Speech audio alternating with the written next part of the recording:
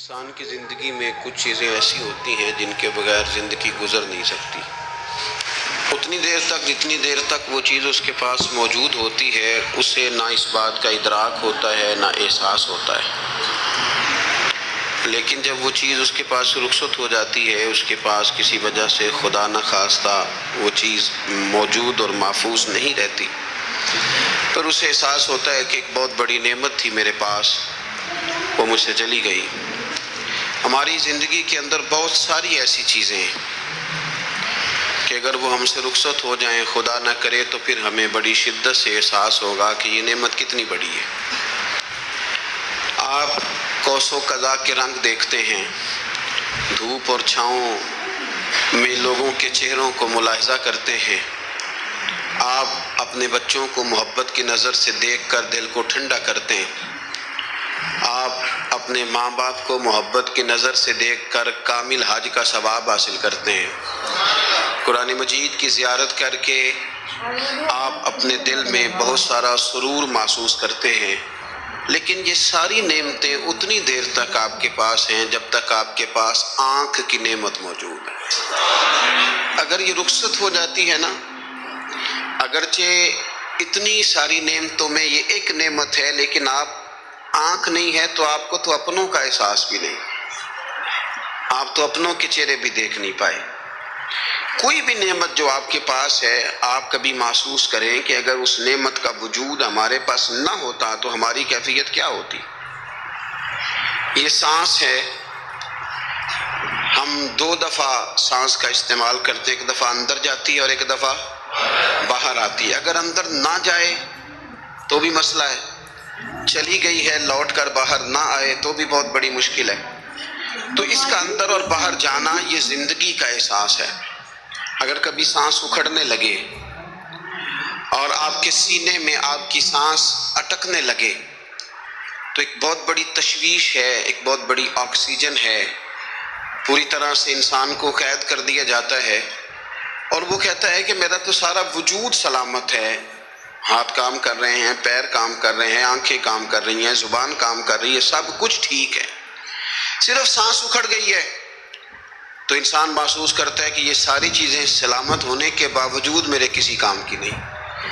آپ کے پاس جتنی بھی نعمتیں ہیں ان کو اگر آپ شمار کریں تو کبھی آپ کہیں گے کہ ساری نعمتوں میں آنکھ زیادہ ضروری ہے، کبھی کہیں گے کان زیادہ ضروری ہے، کبھی کہیں گے زبان زیادہ ضروری ہے، کبھی کہیں گے دل زیادہ ضروری ہے، کبھی کہیں گے روح زیادہ ضروری ہے، لیکن میں آپ سے عرض کروں ان ساری چیزوں کے بغیر گزارا ہو سکتا ہے، رسول کائنات کی غلامی کے بغیر گزارا نہیں ہوتا۔ کیوں؟ اس لیے کہ اگر حضور کی شفقت نہ ہو، نبی پاک علیہ السلام کی رحمت نہ ہو، وہ ابن القیم نے ایک جگہ پہ کہا تھا کہ یہ حضور نے ہمیں انسان بنایا ہے، یہ نبی پاک علیہ السلام نے انسانیت کے اسباق پڑھائے ہیں، اخلاقی رویے کیا ہوتے ہیں حضور نے بتلائے ہیں، اگر حضور کا کرم نہ ہوتا تو انسان ایک دوسرے کو کاٹ کے کھاتا۔ یہ حضور نے بتلایا ہے کہ تم نے کس طرح زندگی کو گزارنا ہے۔ محبوب کریم علیہ السلام کا وجود نور ایک ایسی چیز ہے کہ اگر وہ کائنات سے معاذ اللہ سائڈ پہ کر دیا جائے تو اس کائنات کا قائم رہنا کسی صورت بھی ممکن ہے ہی نہیں۔ اسی لیے تو اقبال نے کہا تھا کہ ہو نہ یہ پھول تو بلبل کا ترنم بھی نہ ہو، چمن دہر میں کلیوں کا تبسم بھی نہ ہو نہ یہ ساقی تو پھر میں بھی نہ ہو، خم بھی نہ ہو، اور بزم توحید بھی دنیا میں نہ ہو، تم بھی نہ ہو۔ وہ بڑی بات کہہ گئے ہیں، میں نے بھی اس کو کوئی نہیں کھولنا، کہتے ہیں بزم توحید بھی دنیا میں نہ ہو، تم بھی نہ ہو، خیمہ افلاق کا استادہ اسی نام سے ہے، اور نبض ہستی تپش آمادہ اسی نام سے ہے۔ تو اقبال پھر ہمیں کرنا کیا ہے؟ کہنے لگے کرنا آپ کو یہ ہے کہ قوت عشق سے ہر پست کو بالا کر دے اور دہر میں اسم محمد سے اجالا کر دے، یہ کرنے کا کام ہے۔ اس رستے پہ آپ چل پڑے میرے بھائی۔ پہلی امتوں کے آپ تذکرے پڑھ لیں، کتابوں میں موجود ہیں، سورہ آراف کو دیکھ لیں، اس میں بہت ساری چیزوں کا تذکرہ کر دیا گیا ہے، اور بھی قرآن مجید کی بے شمار صورتیں ہیں، آپ ان کو دیکھ لیں، اس پر غور کر لیں۔ جب قومیں نہیں مانتی تھی، انکار کرتی تھی، تو اللہ تبارک و تعالیٰ انہیں تباہ کر دیتا تھا۔ بات نہیں مانی، ختم ہو گئی۔ ایک مقصد ہے نا جس کے لیے کسی چیز کو بنایا گیا ہے، تو مقصد تخلیق انسانیت کیا ہے کہ وما خلقت الجن والانس الا لیعبدون، جنوں اور انسانوں کو اللہ نے اپنی عبادت کے لیے پیدا کیا، اور ان کو جب عبادت کی دعوت دی گئی، جب انہیں پیغام دیا گیا اللہ تعالیٰ کی توحید کا، انہوں نے نہیں مانا، تو جس مقصد کے لیے بنایا تھا جب اس طرف ہی نہیں آئے۔ یہ پنکھا لگایا جاتا نا ہوا کے لیے، تو اگر پنکھا ہوا نہ دے تو اس کا کوئی چھت پہ کام ہے؟ اس کو اتار کے تو آپ سکریپ والے کے پاس بھیج دیں گے، بھی ختم ہو گئی بات۔ تو مقصد جو تھا نا اللہ کی عبادت تھی، تو جب قومیں اللہ کی عبادت کی طرف نہیں آئیں تو اللہ نے انہیں تباہ کر دیا اور صفحہ ہستی سے مٹا دیا۔ اللہ تعالیٰ کے پیارے محبوب علیہ السلام نے کفار مکہ کو، قریش کو، عالم عرب کو، عالم انسانیت کو دعوت دی، وداعیا الی اللہ باذنہ وسراجا منیرا۔ اس منصب پر فائز ہو کر حضور نے دعوت دی۔ جب انہوں نے دعوت کا انکار کیا، حضور نے انہیں عذاب سے ڈرایا، اللہ کے عذاب سے، چونکہ حضور نذیر ہیں۔ انہوں نے یہ کہا کہ اگر آپ کہتے ہیں نا کہ ہم پر عذاب آئے گا تو پھر آپ وہ عذاب لے آئیں، ہم پہ آئے۔ جب کوئی آدمی منہ سے تباہی مانگے، جب کوئی شخص اپنے منہ سے یہ کہے کہ کر لیں جو ہوتا ہے معاذ اللہ، تو اگر تو سامنے والا کمزور ہو تو شاید وہ کچھ نہ کر سکے، لیکن یاد رکھنا کئی دفعہ کمزور ہوتا ہے تو کچھ نہیں کرتا، تو کئی دفعہ مہربان بڑا ہوتا ہے، رحمان اور رحیم کئی دفعہ کرم نوازی کرتا ہے۔ جب انہوں نے کہا نا کہ لائیں وہ عذاب ہے محبوب جس کا آپ وعدہ کرتے ہیں، تو اللہ نے کیا فرمایا؟ فرمایا وما کان اللہ لیعذبہم وانت فیہم۔ محبوب رب کی یہ شان ہی نہیں کہ انہیں عذاب دے، کیوں؟ اس لیے کہ آپ ان کے درمیان موجود ہیں۔ اے محبوب علیہ السلام، اللہ کی یہ شان نہیں کہ انہیں عذاب دے اس حال میں کہ آپ ان کے درمیان موجود ہیں۔ آپ میری بات کو سمجھیں گے، غور کریں گے کہ کافروں کے درمیان اگر حضور موجود ہوں تو عذاب نہیں آتا، تو قیامت میں جب حضور مومنوں کے بیچ موجود ہوں گے، مجھے کہہ لینے دو نا کہ اساں جہاں گناہیاں دا جدوں اعمال نامہ پھرول ہوئے، پھر ذرے ذرے نے سامنے آ جانا ہے، جو جو منہ تھی بولیا بول ہوئے، اساں بھی کول حضور دے بیٹھ رہنے، لکھ عمل ترکڑی تول ہوئے، او دے کولوں بھی رب نے حساب لینا ہے جیڑا بیٹھا ہی محمد دے کول ہو صلی اللہ تعالی علیہ وسلم، او دے کولوں بھی رب نے حساب لینا ہے جیڑا بیٹھا ہی محمد دے کول ہوئے، جس کو کہتے ہیں قیامت حشر، جس کا نام ہے، جس کو کہتے ہیں قیامت حشر، جس کا نام ہے۔ تیرے دیوانوں کے لیے وہ دن تو جشن عام ہے، زیارت ہوگی نا حضور کی، تیرے دیوانوں کے لیے وہ دن تو جشن ہے۔ اور ایک شاعر نے اور بات کھول دی، کہنے لگا ہر نظر کانپ اٹھے گی محشر کے دن، خوف سے ہر کلیجہ دہل جائے گا۔ اچھا جی پھر کیا ہوگا؟ ہر نظر کانپ اٹھے گی محشر کے دن، آنکھیں پھڑپھڑائیں گی، کانپیں گی اور کلیجے پھٹیں گے۔ منظر ہی ایسا ہوگا، انسان اپنے پسینے میں ڈبکیاں کھا رہا ہے، حساب کا وقت آ گیا ہے اور سورج سوا نیزے پہ ہے، زمین دھڑک رہی ہے، تو کہنے لگے ہر نظر کانپ اٹھے گی محشر کے دن، خوف سے ہر کلیجہ دہل جائے گا، پھر اوڑھ کر کالی کملی وہ آ جائیں گے، پھر اوڑھ کر کالی کملی وہ آ جائیں گے، پھر اوڑھ کر کالی کملی وہ آ جائیں گے، ہر نظر کانپ اٹھے گی محشر کے دن، خوف سے ہر کلیجہ دہل جائے گا، پھر اوڑھ کر کالی کملی وہ آ جائیں گے، سارے محشر کا نقشہ بدل جائے گا۔ میرے عزیز، حضور کے بغیر گزارا، نبی کریم کے بغیر کوئی چارہ، ہمارا کوئی سہارا ہی نہیں حضور کے بغیر، ہم کدھر جائیں سوائے محبوب کے۔ اس لیے نا صحابہ اس بات پر مطلع ہو گئے تھے، وہ نا بڑی بڑی دھیمی دھیمی باتیں پوچھتے رہتے تھے، اطلاع مل گئی تھی نا کہ اصل کرنا کیا ہے۔ تو جو رازدار لوگ ہوتے ہیں نا وہ پھر دھیمے دھیمے راز کی باتیں کرتے ہیں، حضرت انس بن مالک حضور کے خادم تھے، اماں نے دے دیا تھا حضور کی بارگاہ میں، کہتے ہیں میں 10 سال مدینے میں حضور کی نوکری کرتا رہا، تو قریب سے دیکھا تھا نا سارا کچھ، بہت ساری احادیث ان سے مروی ہیں، بڑی چیزوں کو دیکھا تھا، تو آپ سیانے ہو گئے، باتیں سمجھ گئے، قریب رہنے والے لوگ تو قربان پچھانن والے ہیں، تو گل جان گئے گل کھول دے نہیں، تو قریب پہنچ گئے تھے نا، تو سمجھ آ گئی تھی بات کی۔ تو ترمذی میں موجود ہے، ایک دن حضور سے پوچھتے ہیں یا رسول اللہ قیامت والے دن آپ کو کہاں تلاش کروں؟ یعنی حضور علیہ السلام سے پوچھتے ہیں حضور میں نا قیامت والے دن، بھئی بات تو یہ نا کہ اعمال ٹھیک کیا جائے، معاملات پر توجہ دی جائے، عبادات کا خیال کیا جائے، جو ہمارے ذمہ ڈیوٹیاں ہیں وہ پوری کی جائیں، تو وہ کہتے ہیں حضور وہ قیامت والے دن کہاں تلاش کروں؟ تو حضور نے بھی نہیں فرمایا کہ تو اعمال ٹھیک کر، مجھے ڈھونڈنے کی کیا ضرورت ہے، کہاں ڈھونڈوں؟ تو حضور فرمانے لگے مسکرا کے فرمانے لگے، چونکہ قربان پچھانن والے ہیں، تو اے گل جان گئے گل کھول دے نہیں۔ حضور علیہ السلام سے کہا یا رسول اللہ میں نا قیامت والے دن کہاں تلاش کروں؟ تو حضور فرمانے لگے حوض کوثر پہ۔ یا رسول اللہ وہاں کیا ہوگا؟ تو فرمایا امت پیاسی آئے گی تو میں جام بھر بھر کے پلاؤں گا، میں جام بھر بھر کے پلاؤں گا، ایسا کی تیری خیر تیرے میں کدے کی خیر، ایسی پلا کہ جس کا نشہ عمر بھر رہے۔ اور ایک نے کہا تھا کہ طیبہ سے منگائی جاتی ہے، سینوں میں رچائی جاتی ہے، توحید کی میں پیالوں سے نہیں نظروں سے پلائی جاتی ہے۔ حضور صلی اللہ علیہ وسلم نے فرمایا حوض کوثر پہ بھی جام پلائیں گے؟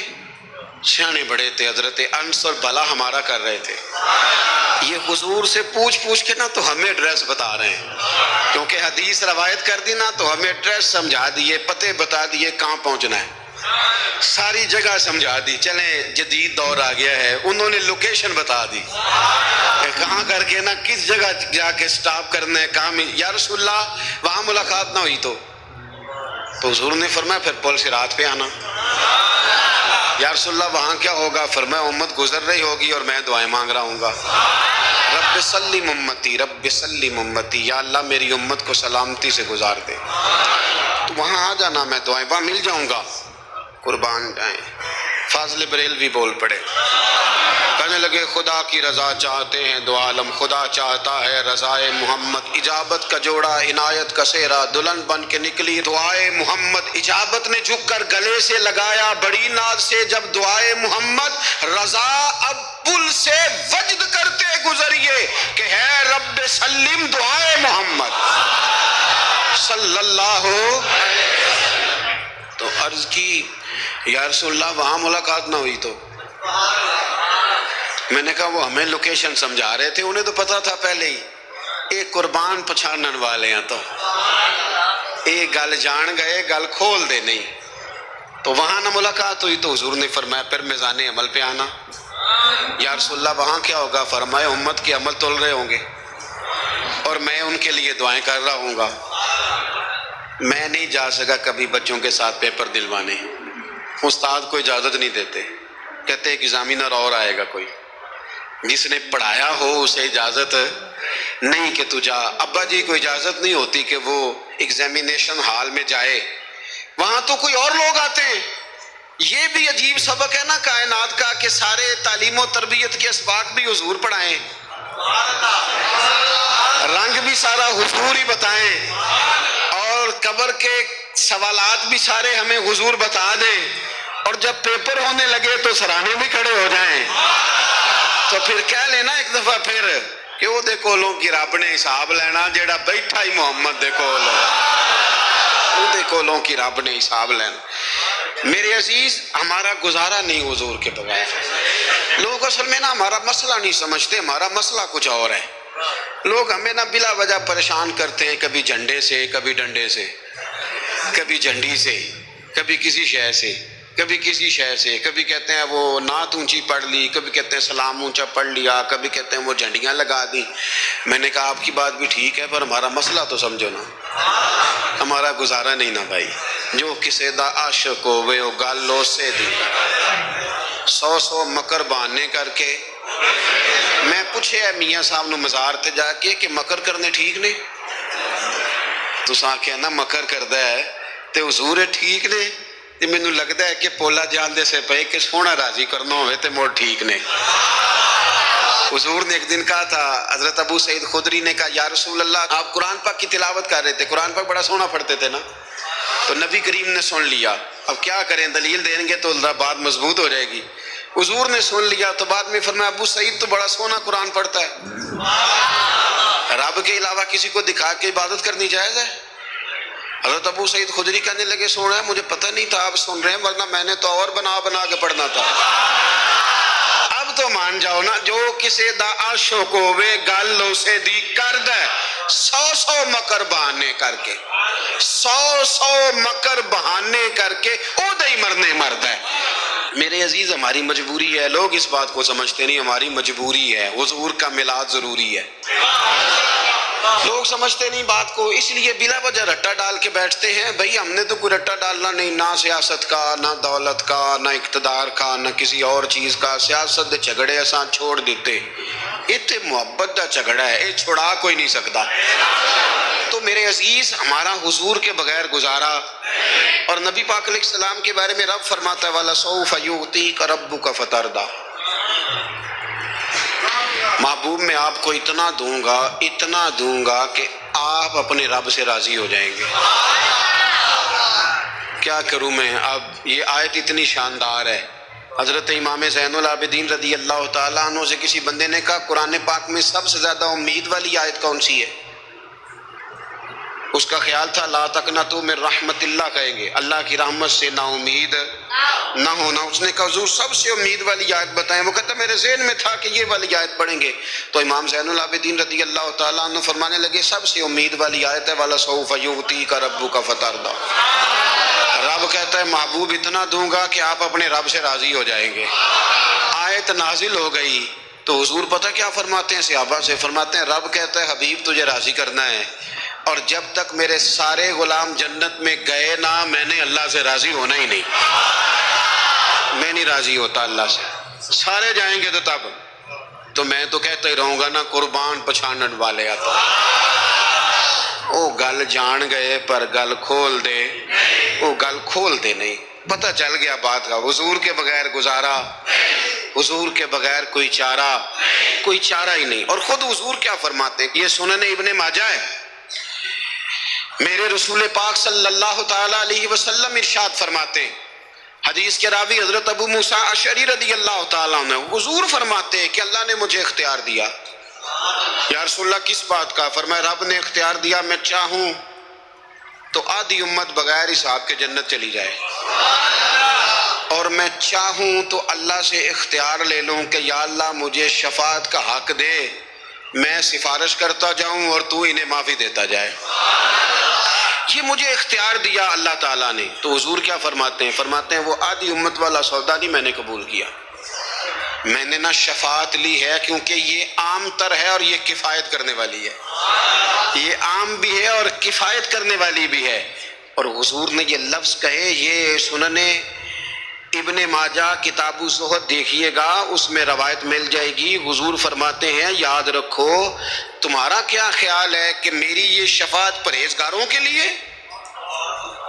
خود جملہ استفہامیہ سے بات کرتے ہیں، تمہارا کیا خیال ہے کہ میری یہ شفاعت جو قیامت میں میں سفارش کروں گا تو پرہیزگاروں کی کروں گا؟ حضور فرماتے ہیں نہیں، میں قیامت میں گناہگاروں کی سفارش کروں گا، میں گناہگاروں کی سفارش کروں گا، گناہگاروں کے لیے عرض کروں گا اللہ کی بارگاہ میں۔ کچھ دن پہلے میں کہیں پڑھ رہا تھا کسی کا مضمون، اس نے تشبیہ کس طرح کی دی ہے مجھے پتہ نہیں، لیکن لکھ دی بات، کہنے لگے ایک وکیل ہوتا ہے ایک شفیع ہوتا ہے، ایک وکیل ہوتا ہے ایک، حضور وکیل نہیں ہمارے، حضور ہمارے شفیع ہیں، شفاعت کرنے والے ہیں۔ وکیل یہ کہتا ہے جج صاحب سے کہ یہ جس کا میں وکیل ہوں نا اس نے نا غلطی کوئی نہیں کی، اسے معاف کر دیں۔ وکیل یوں بحث کرتا ہے، کہتا ہے اس نے کیا ہی نہیں، جرم معاف کرے۔ اور جو شفیع ہوتا ہے نا وہ کہتا ہے مالک اس نے سارے کیے، تو میرے آنے کی لاج رکھ اور اسے معاف کر دے۔ یہ وکیل اور شفیع کا یہ فرق ہوتا ہے کہ شفیع کہتا ہے سونیا سارے کیے ہیں، بڑے بڑے پاپ کیے ہیں، پر میں جو آ گیا ہوں تو مہربانی کرنا معافی دے دے۔ میرے عزیز، حضور کے بغیر کہیں بھی گزارا نہیں ہے۔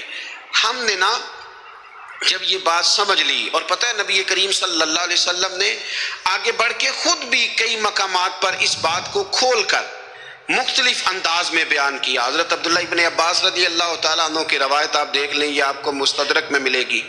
حضور صلی اللہ علیہ وسلم فرماتے ہیں قیامت کے دن اللہ تعالیٰ انبیاء کے لیے نور کے ممبر بچھائے گا، ہر نبی ممبر پہ بیٹھ جائے گا، ہر پیغمبر علیہ السلام اپنے ممبر پہ جلوہ فروز ہو جائیں گے، ہر پیغمبر۔ لیکن حضور فرماتے ہیں میرا ممبر خالی ہوگا۔ یا رسول اللہ صلی اللہ تعالیٰ علیہ وسلم آپ کا ممبر کیوں خالی ہوگا؟ حضور فرماتے ہیں میں ممبر چھوڑ کے رب کی بارگاہ میں کھڑا ہو جاؤں گا، اور اس ڈر سے کھڑا ہو جاؤں گا کہیں ایسا نہ ہو کہ میں جنت میں چلا جاؤں اور میری امت رہ جائے۔ میں اپنی امت کی سفارش کروں گا، رب میری امت کی سفارش قبول کرے گا۔ فرماتے ہیں میں اتنی سفارش کروں گا، اتنی سفارش کروں گا کہ جہنم کا دروغہ مجھ سے کہے گا کیا محبوب کمال ہو گئی، آپ نے تو اپنا کوئی غلام دوزخ میں رہنے نہیں دیا، سارے آپ نے نکال دیے۔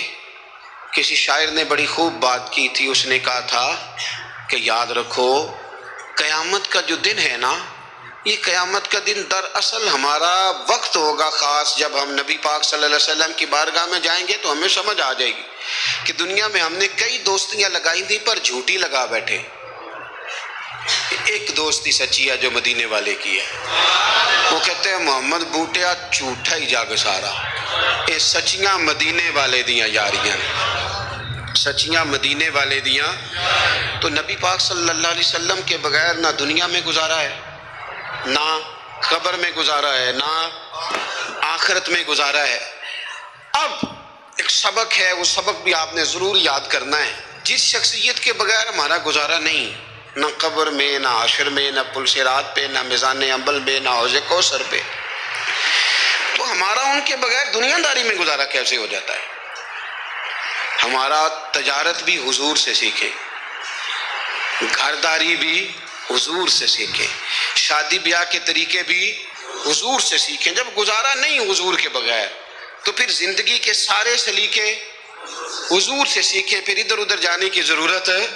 حضور کی سیرت کو پڑھیں، سوانے کو پڑھیں، حیات مبارکہ کا مطالعہ کریں۔ یہ جو ہم میلاد کا جلوس لے کے نکلتے ہیں نا، جب ہم نے نا بہت ساری چیزوں کو سطحی سا سمجھ لیتے ہیں معاذ اللہ بعض اوقات۔ یہ جب ہم میدان میں نکلتے ہیں نا، میلاد کے جلوس میں حضور کے نام کا نعرہ لگاتے ہیں، تو ہم نا للکارتے ہیں اس نظام کو جو نظام حضور سے پہلے تھا۔ امیر غریب کی تقسیم تھی، ذات برادری کی تقسیم تھی، چھوٹے بڑے کی تقسیم تھی، گورے کالے کی تقسیم تھی۔ ہم جب میدان میں نکل کے نعرہ لگاتے ہیں تو ہم اس نظام کو للکارتے ہیں، ہم کہتے ہیں وہ نظام نہیں چلے گا، وہ حضور کا میلاد ہو گیا ہے۔